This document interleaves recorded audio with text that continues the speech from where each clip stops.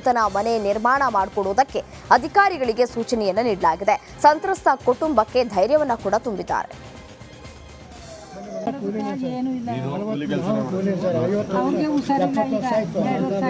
ಎಷ್ಟು ವರ್ಷ ಆಯ್ತು? 70.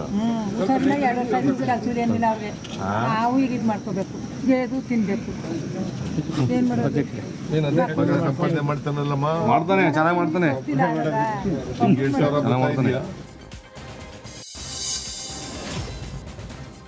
ಮೈಸೂರು ಮೂಡಾ ಸೈಟ್ ಪ್ರಕರಣಕ್ಕೆ ಸಂಬಂಧಪಟ್ಟಂತೆ ರಾಜ್ಯಪಾಲರು ಸೋಕಾಸ್ ನೋಟಿಸ್ ಕೊಟ್ಟಿರೋ ಹಿನ್ನೆಲೆ ಸಿಎಂ ಸಿದ್ದರಾಮಯ್ಯ ಪ್ರತಿಕ್ರಿಯಿಸಿದ್ದಾರೆ.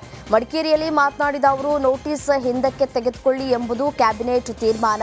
ಅಬ್ರಹಾಂ ಅವರ ದೂರನ್ನ ರಿಜೆಕ್ಟ್ ಮಾಡಿ ಅಂತ ತೀರ್ಮಾನ ಮಾಡಲಾಗಿದೆ. ಅದನ್ನ ಹಿಂದಕ್ಕೆ ಪಡೆಯುವ ವಿಶ್ವಾಸ ನನಗಿದೆ ಅಂತ ಹೇಳಿದ್ದಾರೆ. ಶೋಕಾಸ್ ನೋಟಿಸ್ ಕೊಟ್ಟಿದ್ದಾರೆ. ನಾವು ಕ್ಯಾಬಿನೆಟ್ ತೀರ್ಮಾನ ಮಾಡಿದೆ, ಆ ಶೋಕಾಸ್ ನೋಟಿಸನ್ನು ವಾಪಸ್ ತಗೊಳ್ರಿ.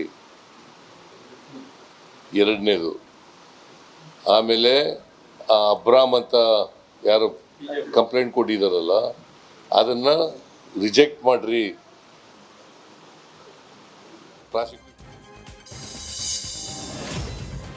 ಮಡಿಕೇರಿಗೆ ಭೇಟಿ ನೀಡಿದ ಬಳಿಕ ಸಿಎಂ ಸಿದ್ದರಾಮಯ್ಯ ಪತ್ರಿಕಾಗೋಷ್ಠಿ ನಡೆಸಿದ್ರು. ಮಳೆಗೆ ಹಾಳಾದ ರಸ್ತೆಗಳ ವೀಕ್ಷಣೆ ಮಾಡಿದ್ದೇನೆ.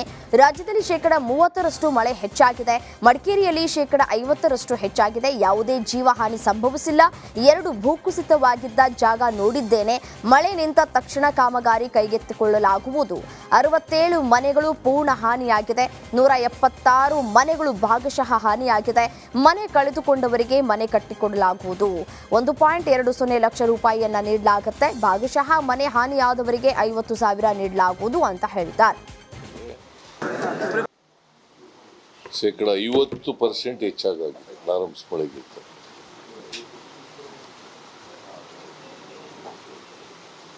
ಒಂದು ಅದೃಷ್ಟ ಏನಪ್ಪಾ ಅಂತಂದ್ರೆ ಯಾರು ಜೀವಹಾನಿ ಆಗಿಲ್ಲ.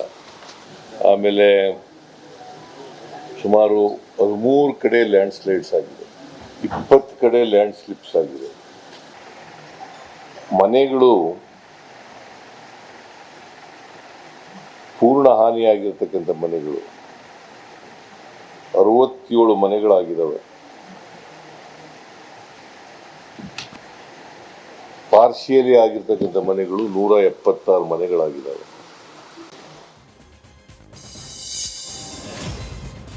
ಪ್ರವೀಣ್ ನೆಟ್ಟಾರು ಹತ್ಯೆ ಪ್ರಕರಣ ಸಂಬಂಧ ಪ್ರಮುಖ ಆರೋಪಿಗೆ ಆಶ್ರಯ ನೀಡಿದ್ದ ಇಬ್ಬರ ವಿರುದ್ಧ ಚಾರ್ಜ್ ಶೀಟ್ ಸಲ್ಲಿಕೆಯಾಗಿದೆ. ಮನ್ಸೂರ್ ಪಾಷಾ ಮತ್ತು ರಿಯಾಜ್ HY ವಿರುದ್ಧ ಎನ್ಐಎ ಅಧಿಕಾರಿಗಳು ಚಾರ್ಜ್ ಶೀಟ್ ಸಲ್ಲಿಸಿದ್ದಾರೆ. ಪ್ರಮುಖ ಆರೋಪಿಯಾದ ಮುಸ್ತಫಾ ಫೈಚಾರ್ಗೆ ಆಶ್ರಯ ನೀಡಿದ್ದ ಹಿನ್ನೆಲೆ ಚಾರ್ಜ್ ಶೀಟ್ ಅನ್ನು ಸಲ್ಲಿಕೆ ಮಾಡಲಾಗಿದೆ. ಮಲೆನಾಡಿನಲ್ಲಿ ಮಳೆಯ ಅಬ್ಬರ ಮುಂದುವರೆದಿದೆ. ವರುಣನ ಆರ್ಭಟಕ್ಕೆ ಲಿಂಗನಮಕ್ಕಿ ಜಲಾಶಯ ಭರ್ತಿಯಾಗಿದೆ. ಲಿಂಗನಮಕ್ಕಿ ಜಲಾಶಯದಿಂದ 27,000 ಕ್ಯೂಸೆಕ್ ನೀರು ಬಿಟ್ಟ ಹಿನ್ನೆಲೆಯಲ್ಲಿ ಜಲಧಾರೆ ಹಾಲ್ನೊರೆಯಂತೆ ಧುಮ್ಮಿಕ್ತಾ ಇದೆ. 11 ಕ್ರಸ್ಟ್ ಗೇಟ್ ಮೂಲಕ 27,000 ಕ್ಯೂಸೆಕ್ ನೀರು ಬಿಡುಗಡೆಯಾಗಿದೆ. 18,019 ಅಡಿ ಎತ್ತರವಿರುವ ಲಿಂಗನಮಕ್ಕಿ 1812 ಅಡಿ ಎತ್ತರ ಇರುವಂತಹ ಲಿಂಗನಮಕ್ಕಿ ಜಲಾಶಯ 1815 ಅಡಿ ಈಗಾಗಲೇ ಭರ್ತಿಯಾಗಿರುವಂಥದ್ದು. ಜಲಾಶಯದಿಂದ ನೀರು ಬಿಡುಗಡೆ ಆಗ್ತಾ ಇದ್ದಂತೆ ಜೋಗ ಜಲಪಾತ ಬೋರ್ ಕೊರಿತಾ ಇದೆ.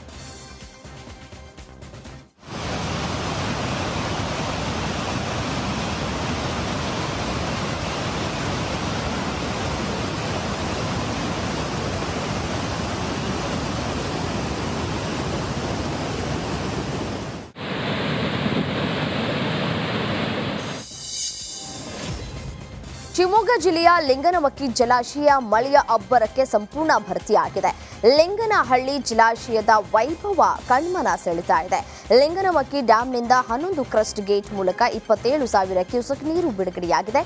ಹಾಲ್ನೊರೆಯಂತೆ ಧುಮುಕ್ತಾ ಇರುವ ಜಲಧಾರೆಗೆ ಕೇಸರಿ, ಬಿಳಿ, ಹಸಿರು ಬಣ್ಣಗಳಿಂದ ವಿದ್ಯುತ್ ಅಲಂಕಾರ ಮಾಡಲಾಗಿದೆ.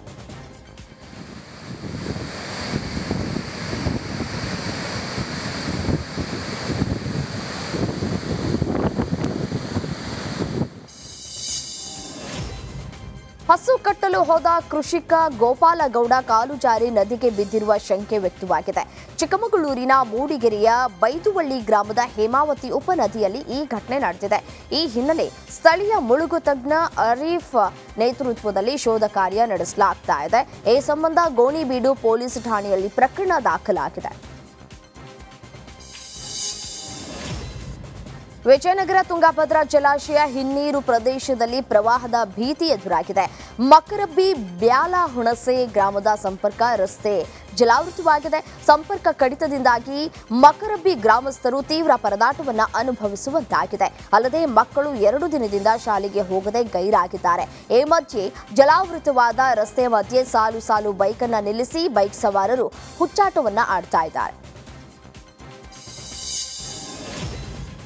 ಮಂಡ್ಯದಲ್ಲಿ ಕಾವೇರಿ ಮಾತೆಗೆ ಮತ್ತೊಮ್ಮೆ ಬಾಗಿನ ಸಮರ್ಪಣೆ ಮಾಡಲಾಗಿದೆ. ಹೊಸ ಸಂಪ್ರದಾಯಕ್ಕೆ ಮಂಡ್ಯ ಉಸ್ತುವಾರಿ ಸಚಿವ ನಾಂದಿ ಹಾಡಿದ್ರಾ ಎಂಬ ಪ್ರಶ್ನೆ ಎದುರಾಗಿದೆ. ಕಳೆದ ಜುಲೈ 29ರಂದು ಸಿಎಂ ಡಿಸಿಎಂ ಜೊತೆ ಚೆಲುವರಾಯಸ್ವಾಮಿ ಬಾಗಿನವನ್ನ ಬಿಟ್ಟಿದ್ರು. ಆದರೆ ನಿನ್ನೆ ಕೆಆರ್ಎಸ್ ಡ್ಯಾಂನಲ್ಲಿ ಸಚಿವ ಚೆಲುವರಾಯಸ್ವಾಮಿ ಕುಟುಂಬ ಹಾಗೂ ಶಾಸಕ ರಮೇಶ್ ಬಂಡಿ ಸಿದ್ದೇಗೌಡರ ಕುಟುಂಬ ಮತ್ತೆ ಬಾಗಿನವನ್ನ ಸಮರ್ಪಿಸಿದೆ. ಕೆಆರ್ಎಸ್ ಇತಿಹಾಸದಲ್ಲಿ ಇದೇ ಮೊದಲ ಬಾರಿಗೆ 2 ಬಾರಿ ಬಾಗಿನ ಸಲ್ಲಿಕೆಯಾಗಿದೆ. ಶ್ರೀರಂಗಪಟ್ಟಣದ ಪುರೋಹಿತ ಭಾನುಪ್ರಕಾಶ್ ಶರ್ಮಾ ನೇತೃತ್ವದಲ್ಲಿ ಪೂಜಾ ಕೈಂಕರ್ಯ ಜರುಗಿಸಲಾಗಿದೆ.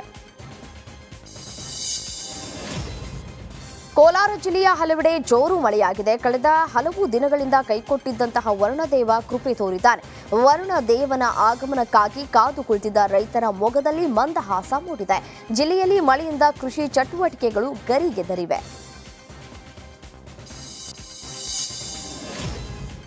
ಬಾಗಲಕೋಟೆಯ ಶೂರ್ಪಾಲಿ ಗ್ರಾಮದ ಗ್ರಾಮ ದೇವತೆಗಳಿಗೆ ಉಡಿ ತುಂಬುವಂತಹ ಕಾರ್ಯವನ್ನ ನೆರವೇರಿಸಲಾಗಿದೆ. ಬೋರ್ಗರಿತಾ ಇರುವಂತಹ ಕೃಷ್ಣಾ ನದಿಗೆ ಹಾಗೂ ನದಿಯಲ್ಲಿ ಸಂಚರಿಸುವ ಬಳಸುವ ನಾವಿ ಅಂದರೆ ಬೋಟ್ಗೆ ಉಡಿ ತುಂಬುವ ಸಂಭ್ರಮಾಚರಣೆಯನ್ನ ಮಾಡಲಾಗಿದೆ.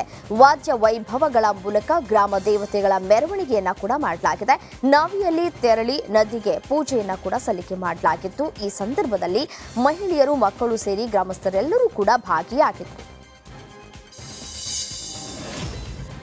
ಚಿಕ್ಕೋಡಿ ಜಿಲ್ಲೆಯಲ್ಲಿ ಕೃಷ್ಣೆಯ ಅಬ್ಬರ ಮುಂದುವರೆದಿದೆ. ಮತ್ತೆ ಕೃಷ್ಣೆ ರೌದ್ರಾವತಾರವನ್ನು ತಾಳಿದ್ದಾಳೆ. ನದಿ ಪಾತ್ರವಷ್ಟೇ ಅಲ್ಲ, ಸರಿಸುಮಾರು ಅರ್ಧ ಮೀಟರ್ ದೂರದ ಮನೆ, ಮಠ, ಕೃಷಿ ಜಮೀನುಗಳು ಕೂಡ ಜಲಾವೃತವಾಗಿವೆ. ಕೃಷ್ಣೆಯ ಅಬ್ಬರಕ್ಕೆ ಪ್ರವಾಹ ಪೀಡಿತರು ನಲುಗಿದ್ದಾರೆ. ಕಾಳಜಿ ಕೇಂದ್ರಗಳಿಗೆ ಸ್ಥಳಾಂತರಗೊಂಡರೆ ಬೆಳೆಗಳು ಕೊಳೆಯುವ ಆತಂಕ ರೈತರಲ್ಲಿ ಮನೆ ಮಾಡಿದೆ. ಚಿತ್ರದುರ್ಗದ ಮುರುಘಾ ಮಠಕ್ಕೆ ನಟ ಧ್ರುವ ಸರ್ಜಾ ಭೇಟಿ ಕೊಟ್ಟ ಹಿನ್ನೆಲೆ ನಟನನ್ನ ಅಭಿಮಾನಿ ಯುವತಿಯೊಬ್ಬಳು ನೋಡಿ ಭಾವುಕಳಾಗಿದ್ದಾಳೆ. ಚಿತ್ರದುರ್ಗದ ದೊಡ್ಡಪೇಟೆ ನಿವಾಸಿ ದಿವ್ಯಾ ನಟ ಬರ್ತಾ ಇದ್ದಂತೆ ಕಾಲಿಗೆ ಬೀಳೋದಕ್ಕೆ ಮುಂದಾಗಿದ್ದಾರೆ. ನಂತರ ಅಭಿಮಾನಿ ಯುವತಿ ದಿವ್ಯಾಳನ್ನ ನಟ ಧ್ರುವ ಸರ್ಜಾ ಸಮಾಧಾನ ಪಡಿಸಿದ್ದಾರೆ. ನಟ ಧ್ರುವ ಸರ್ಜಾ ತಮ್ಮ ಹೊಸ ಸಿನಿಮಾ ಮಾರ್ಟಿನ್ ಪ್ರಮೋಷನ್ ಹಿನ್ನೆಲೆ ಚಿತ್ರದುರ್ಗದ ಮುರುಘಾ ಮಠಕ್ಕೆ ಭೇಟಿಯನ್ನ ನೀಡಿದ್ರು. ಮುರುಗೇಶನ ಕತ್ರು ಗದ್ದುಗೆಯ ದರ್ಶನವನ್ನ ಪಡೆದ್ರು. ಈ ವೇಳೆ ನೆಚ್ಚಿನ ನಟನನ್ನ ನೋಡೋದಕ್ಕೆ ಮಠಕ್ಕೆ ಅಭಿಮಾನಿಗಳ ದಂಡೆ ಹರಿದು ಬಂದಿತ್ತು. ಹೀಗಾಗಿ ಮಠದ ಸುತ್ತಮುತ್ತ ಪೊಲೀಸ್ ಬಂದೋಬಸ್ತ್ ಇರಿಸಲಾಗಿತ್ತು. ಧ್ರುವ ಸರ್ಜಾ ನೋಡಿ ಭಾವುಕರಾಗಿ ಕಣ್ಣೀರಿಟ್ಟಿದ್ದ ವಿದ್ಯಾ ಪ್ರತಿಕ್ರಿಯೆ ಕೊಟ್ಟಿದ್ದಾರೆ. ನಾನು ಚಿಕ್ಕವಳಾಗಿಂದಾಗಲೂ ಕೂಡ ಅವರ ಸಿನಿಮಾವನ್ನ ನೋಡ್ಕೊಂಡು ಬೆಳೀತಾ ಇದ್ದೇನೆ. ಇಂದು ಪರೀಕ್ಷೆ ಇತ್ತು, ಬೆಳಗ್ಗೆನೆ ಬಂದು ಕಾಯ್ತಾ ಇದ್ದೆ. ಸ್ವಾಮೀಜಿ ಪರೀಕ್ಷೆ ಬರೆದು ಬಾ ಹೋಗು ಅಂತ ಕೂಡ ಕಳುಹಿಸಿದ್ರು. ಈಗ ಅವರನ್ನ ನೋಡಿ ತುಂಬಾ ಖುಷಿ ಆಯಿತು ಅಂತ ಹೇಳಿ ಭಾವುಕರಾಗಿದ್ದಾರೆ. ಅವರ ಒಂದೊಂದು ಸಿನಿಮಾವನ್ನ